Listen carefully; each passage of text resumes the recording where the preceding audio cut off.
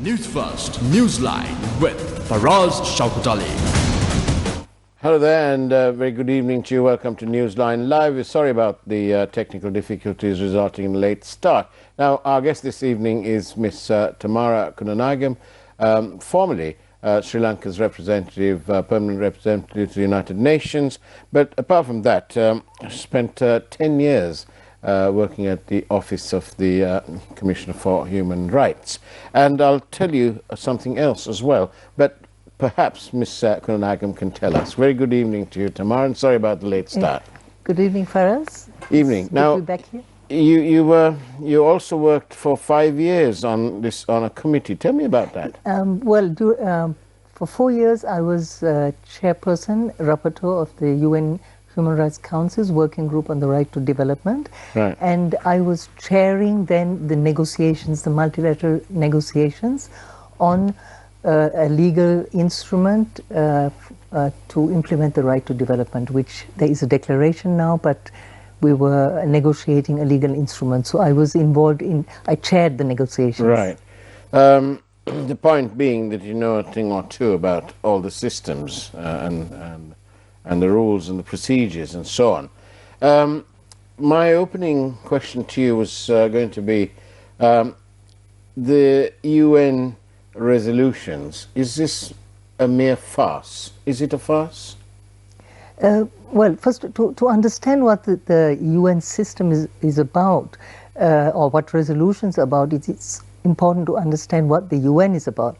The UN is, in fact, a place where all the member states in the world meet together and negotiate. So it depends on, whatever comes out of it depends on the relationship, the power relationship between the states and what the reality is outside the United Nations. So the UN fora only reflect what is going on outside. Right.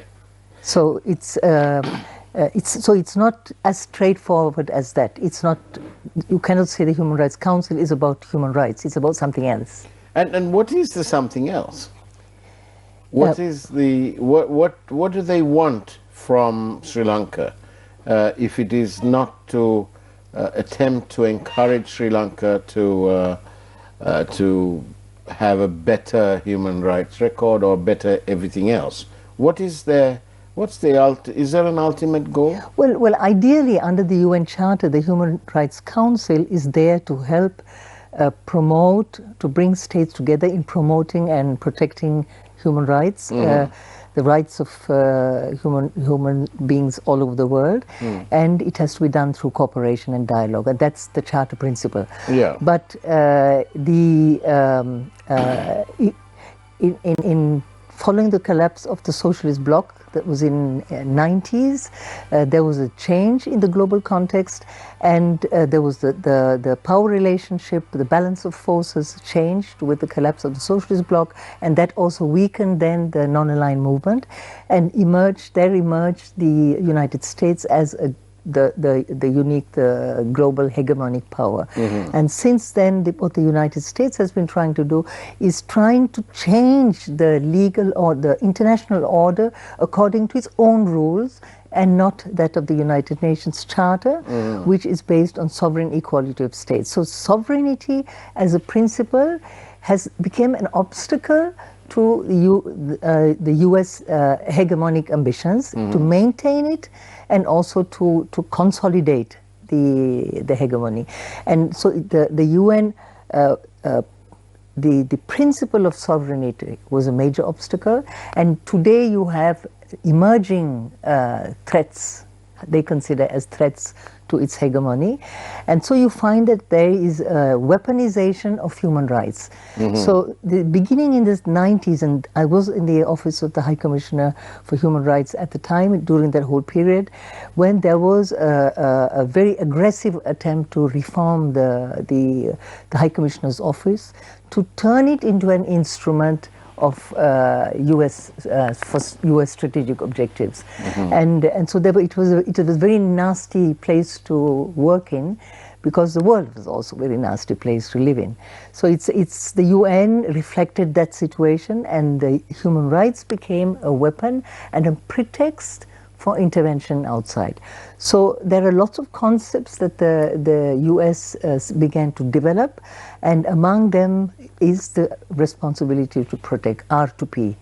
And Sri Lanka, the whole issue of Sri Lanka has been taken on within that logic of R2P. So the Bachelet report that we have before us today, it's on the surface, it's about past violations, it's about trends today and what could happen in the future, but really underlying that is a logic of R2P, which is according to that logic, the United States believes that if a state cannot protect its own citizens, if it is unwilling and unable, then it has the right to intervene to protect the citizens. As opposed to the United Nations. As opposed to the United Nations. And that they have the right to intervene unilaterally, including with armed force coercive measures, which is in violation of the UN Charter, and also in pursuit of the Bush Doctrine. Also, they believe that they can act preventively and preemptively. So even if you don't have violations going on now, but it could happen in the future. So it was the Bush Doctrine that was applied to the unknown unknown, the terrorism. And it was then transferred as a right to humanitarian intervention. And that was what underlay all the wars that since Afghanistan. And Tamara, how dangerous could it be, this whole business at the UN? How will it affect Sri Lanka in these trying economic times and so on? We have to understand first what is in the Bachelet report. Her report is based on this logic. The logic is a preemptive, preventive intervention. Use of coercive force against a member state of the United Nations supposedly to protect its citizens. So the report itself looks at past violations and say, because the government has not addressed past violations, and then there are current trends that seem to indicate that this situation is going to get really bad in the future.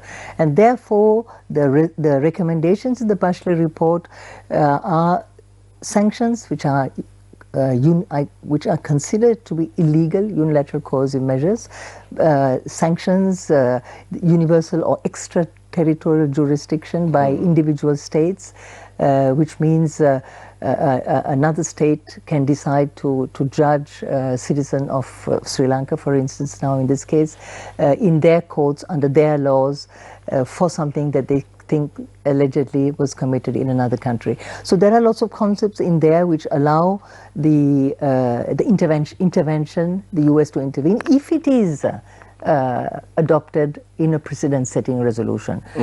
So if this is why we have to prevent that resolution from being adopted, because it's not about the human rights of Sri Lankans, but it's about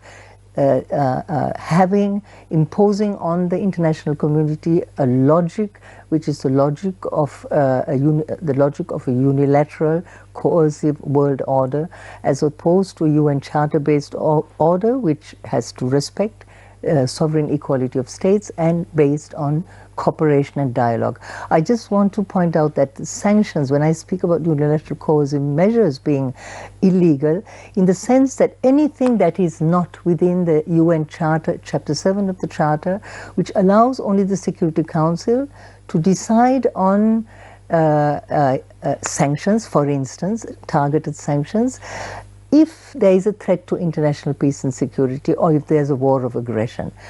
But even the Security Council cannot violate the principle of sovereignty. So it's even the UN is bound by that sovereignty principle, which is inviolable. And this particular report, if it is endorsed in a resolution, and that's why I think that there's a lot of I would say in a way even duplicity about the whole discussions, negotiations going on between the government of Sri Lanka on the one side and the UK-led core group on Sri Lanka, which is in fact a US-led NATO group of representing a military So there organization. is some negotiations going on. Well, I have understood from through statements made by the Foreign Secretary, Jainath Colombage, that they are engaged in negotiations with a view to arriving at a consensual resolution. Now, what they say is that we are not going to co-sponsor. So they're giving the impression to the people that okay, if you're not co-sponsoring, then it means that we are rejecting it. That's not the case, because you don't have to co-sponsor to have a consensus resolution. You just have to have a resolution. If Sri Lanka doesn't object to the content of the resolution. If it does object, it will have to ask a member state to call for a vote. But if Sri Lanka doesn't call for a vote, and if it is silent, so when the resolution is tabled during the Human Rights Council at the end of usually it's towards the end of the session, when it is tabled, the president of the council will ask if there are any objections, and if there is silence in the room, because there would be silence only if Sri Lanka hasn't asked a friendly state to call for a vote, then it will be adopted by consensus. So it will not only can Sri Lanka hide behind that by saying, oh, we were not involved in the consensus, but it meant that Sri Lanka didn't ask for a vote through a friendly state. And on the other hand, it will deprive the member states who are part of the non-aligned movement and the global south who would object to these concepts, because it's also a violation of their own sovereignty, and it's a violation of the UN Charter itself. And the UN Charter, the UN is a guarantor of state sovereignty. So they would object to it and I'm sure that they would have read the report and they would have understood what's in the report. They would have read between the lines. They know what it is. But they will not interfere. They will not substitute themselves for Sri Lanka, because Sri Lanka is a sovereign state. So they will say, okay, Sri Lanka will have to defend it, but if Sri Lanka decides to Be silent. To be silent, and if it wants to abandon its sovereignty, in a sense, because that's what this is all about, it allows for external intervention, then they say, well, Sri Lanka has a right to put a noose around its head and hang itself. Right. So that's the sovereign equality, respect for sovereign equality. So we will be alienating our allies in the process. We will be taking a position on the side of the because what this means also is you have these two visions of the world order. You have one that is represented by the UN Charter, which is a order based on sovereign equality, non-intervention, non-aggression, mutual respect, all that. And then you have the unilateral vision of the world, which is the US vision of the world, which is we have a right to intervene because we have a divine mission to rescue the people of the world from oppression and free them. So you have these two, including going and attacking and ruining and bringing to ruin Iraq, when there was now we know that there was never any weapons of mass destruction. Precisely. That's why I would like to make this very clear to the public, in fact, that the Human Rights Council, it's not about Sri Lankans. It's not about Tamils or Sinhalese or anything like that. It has to do, it is only a pretext, because they need to, there are several reasons. One is to precedent-setting resolution, which undermines the concept of sovereignty. Then, of course, they have a problem with the whole collective negotiations, the collective multilateral negotiations that are going on, and which involves groups like the non-aligned movement. So non-aligned movement is the non-aligned movement and the principles on which the non-aligned movement is based, which is the same as the UN Charter, which is non-aggression, respect for each other, mutual equality between states, non-intervention. So it's it's the non-aligned movement itself is an obstacle to the U.S. ambitions for global hegemony. The other obstacle, and this is very current, and that is where Sri Lanka comes into the picture, is China. China is seen as the major threat to U.S. hegemony, and if you look at the U.S. new China policy, which was announced by Mike Pompeo previously, as when he was Secretary of State, but now also under the present, the new administration, there is the new President Biden has asked Pentagon to prepare an operational strategy paper on how to counter China, and in fact the new strategy vis-a-vis China is in a way much worse than it was, because there will be a merger of domestic policy with foreign policy. So which means that the US considers that problems that it has internally, it's the the current, especially now with COVID, you have an acceleration of the crisis within the United States that is caused by China.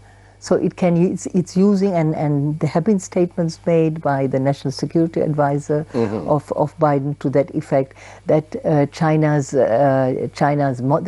is presenting its model as the better model, and therefore it is a threat to the American model. So they can use that also against China. So Sri Lanka is there on the strategic corridor.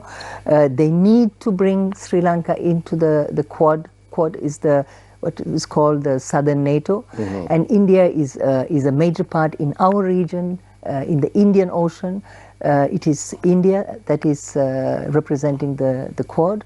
And is India representing the American interests?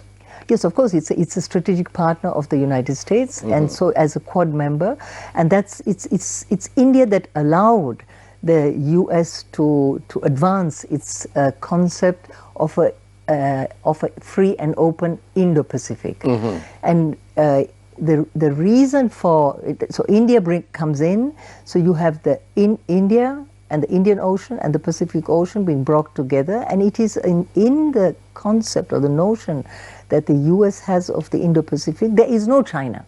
It excludes China, and it excludes Asia, because Asia has always been an obstacle to the global interests of the United States. The Asians have never wanted to be part of the U.S. military relationship. So right from the moment of our independence, when the non-aligned movement, at the time, right at the beginning, Bandung rejected SEATO.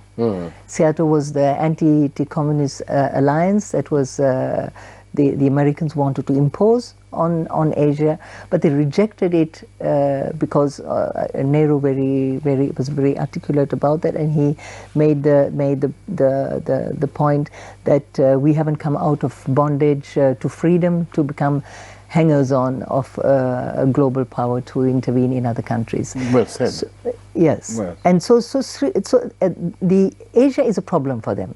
So India played a role and brought in this new, helped the United States introduce this new concept of the Indo-Pacific. And Sri Lanka has made statements saying that we support the Indo-Pacific. And these are all code words for the US strategy against China. In the recent past, Sri Lanka has made many statements about its neutrality, and sometimes they refer to the non-aligned nature of the policies. And then on the other hand, they've said they've had right at the beginning of this presidency, it was said that they will have an India first policy. And we've also said that if you keep pressuring us, we will leave the UN. Taking all this into account, what are the chances of the latest resolution being implemented against Sri Lanka? I think it's not a resolution necessarily to be implemented against Sri Lanka, but to force Sri Lanka into the U.S. Objectives in the Indo-Pacific. So it will exercise pressure on Sri Lanka, and it will exercise permanent pressure. It's not only during the Human Rights Council sessions. It will force Sri Lanka to join its military agreements. For instance, we still have up on the cards, you have SOFA. MCC was withdrawn, but it can come back under another name. So they will continue to bring, the objective is to bring Sri Lanka within the ambit of the Quad. So all those concepts about neutrality, like I'd like, what does it mean, neutrality, non-alignment? It's mutually contradictory. You have even the foreign minister saying we are neutral, non-aligned. It doesn't make sense because the non-aligned. What's the distinction between neutrality and non-aligned? Non-alignment is not about neutrality.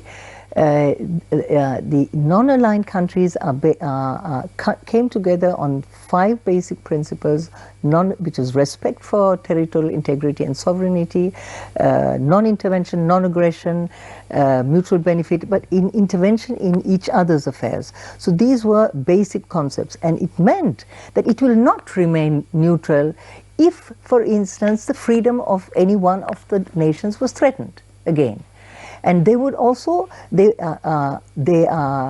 stand for non-military alliances against aggression, foreign aggression and foreign intervention. So it is not against, it is not neutral in that sense, in the way it is presented. It is anti-colonial, it is anti-imperialist, and it is against all joining US military alliances. Whereas neutrality has no principles. It's totally unprincipled, it's unscrupulous, it's very opportunistic. You can decide to go here or there. So you can see today what is happening is in these negotiations that are taking place on the resolution, which is based on a logic which is that of the US order that they want to bring in, the unilateral order that they want to introduce. So we have chosen the side.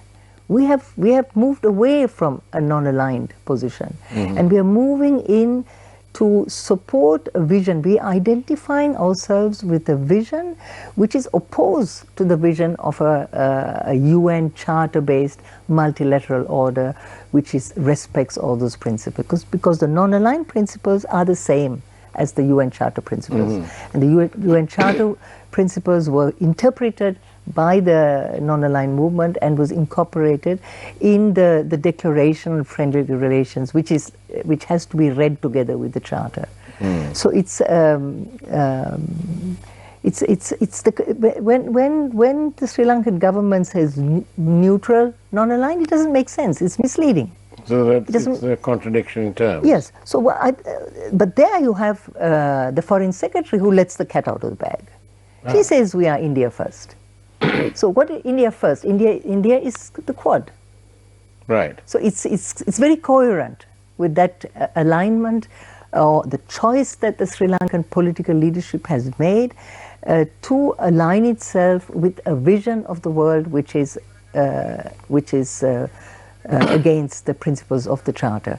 And the same thing that when it is said, when the government says, and right at the helm of power says, we will leave the United Nations if we are threatened, it means the same thing, because the UN is a guarantor of your sovereignty. Right. The moment you leave the United Nations, you're isolated, and the US you become even more vulnerable to US pressure.